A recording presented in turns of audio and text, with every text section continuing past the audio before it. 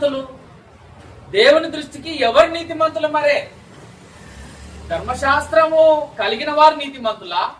ధర్మశాస్త్రం లేని వారు నీతిమంతులా? ధర్మశాస్త్రం ఉన్నవాళ్ళు పాపలా? ధర్మశాస్త్రం లేని వారు పాపలా? చూద్దాం ఎవరు నీతిమంతులు. 13వ వచనం, ధర్మశాస్త్రం వినివారు దేవుని దృష్టికి నీతిమంతులు కారు గాని అన్నాడు. ధర్మశాస్త్రం వినే వాళ్ళు మాత్రంగా ఉంటే దేవుని దృష్టికి నీతిమంతులు కాదు.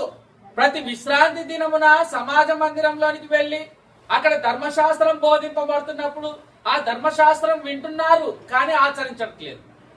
పోతున్నారు, కూర్చుంటున్నారు, వింటున్నారు, దేవుని స్తుతిస్తున్నారు, పాటలు పాడుతున్నారు, కానీ ధర్మశాస్త్రం వినువారు మాత్రంగానే ఉన్నారు. ఈ వినే వాళ్ళ విషయంలో దేవుడు ఏమంటున్నాడు? ధర్మశాస్త్రమును చదవాలి. ధర్మశాస్త్రం వినివారు దేవుని దృష్టికి నీతిమంతులు కారు గాని ధర్మశాస్త్రం అనుసరించి ప్రవర్తించు వారే నీతిమంతులుగా ఎంచబడదు.